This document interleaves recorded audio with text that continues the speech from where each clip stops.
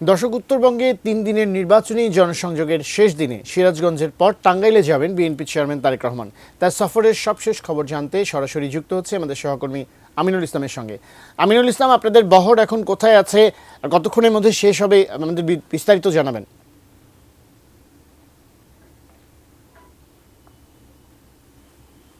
BNP chairman Tarique Rahman উত্তরবঙ্গে 3 দিনের নির্বাচনী সফর করেছেন। নির্বাচনী প্রচারের তিনি উত্তরবঙ্গে 3 দিনে বেশ কয়েকটি সমাবেশে বক্তব্য রেখেছেন।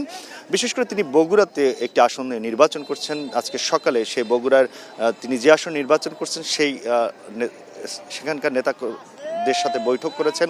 তিনি বলেছেন বগুড়া যেহেতু বিএনপির ঘাঁটি, তিনি বগুড়ার মানুষকে সেই নেতাদের কাছে তুলে দিয়েছেন, বলেছেন তাদেরকে দেখে রাখার কাজ বিএনপি নেতাদের তিনি সে বার্তা দিয়েছেন। আর সারা বাংলাদেশে তিনি এই ধানের শীষের পক্ষে নির্বাচনী প্রচারে নেমেছেন। যেদিন থেকে নির্বাচন কমিশনের নিয়ম অনুযায়ী প্রচার শুরু হয়েছে, সিলেট থেকে তিনি সেই নির্বাচনী প্রচার শুরু করেছেন। আজকে 8ম প্রচারের সমাবেশ ছিল। এর মধ্যে তিনি গতকালকে রংপুরে একটি বিশাল সমাবেশে বক্তব্য রেখেছেন। সেখানে তার আগে তিনি জুলাই আন্দোলনের প্রথম শহীদ আবু সাঈদের কবর জিয়ারত করেন, তার পরিবারের সাথে দেখা করেন। এরপরে তিনি রংপুরের সমাবেশে প্রথমবারের মতো বলেছেন যে জুলাই সনদে হ্যাঁ ভোটের পক্ষে তার অবস্থান তুলে ধরেছেন। আজকে 8ম সমাবেশটি হয়েছে সিরাজগঞ্জের শিল্প পার্ক এলাকায়।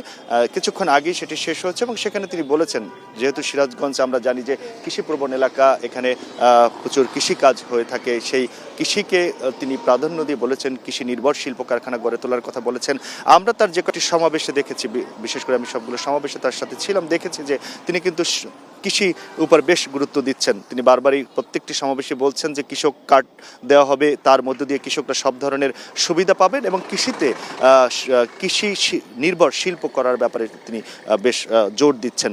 কৃষকদের 10,000 পর্যন্ত কৃষি ঋণ সহ সুদ সহ ঋণ মওকুফ করার কথা বলছেন এবং একই সঙ্গে সিরাজগঞ্জের এই সমাবেশে তিনি তাঁত শিল্পের উন্নয়নের কথা বলেছেন এবং তিনি আরও বেশ কয়েকটি শিল্প কারখানা করে কীভাবে কর্মসংস্থান করা যায় এই বিষয়গুলো বলেছেন। তারেক রহমান তার বক্তব্যে যে বিষয়গুলো আসলে তুলে আনছেন যে তারা সরকার গঠন করলে কি ধরনের পরিকল্পনা রয়েছে তারা কি ধরনের কাজ করবে সেগুলো কি প্রধানত তিনি গুরুত্ব দিচ্ছেন।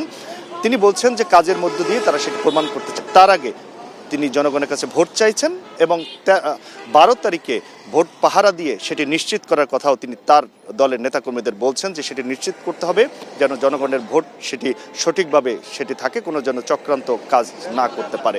এবং তিনি একই সঙ্গে অন্য রাজনৈতিক দলকে উদ্দেশ্য করে বলছেন যে অন্য কারো দেশ পরিচালনার অভিজ্ঞতা নেই, এখন একমাত্র বিএনপির দেশ পরিচালনার অভিজ্ঞতা রয়েছে, সেই কারণে জনগণ তাদের উপর ভরসা রাখবেন বলে তিনি বিশ্বাস করেন।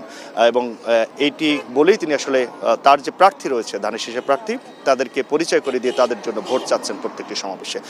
সিরাজগঞ্জের সমাবেশ শেষ করে তিনি টাঙ্গাইলের উদ্দেশ্যে রওনা করেছেন। এখন তিনি টাঙ্গাইলের পথে রয়েছেন, কিছুক্ষণ পরে টাঙ্গাইলে তিনি আরেকটি সমাবেশে বক্তব্য রাখবেন।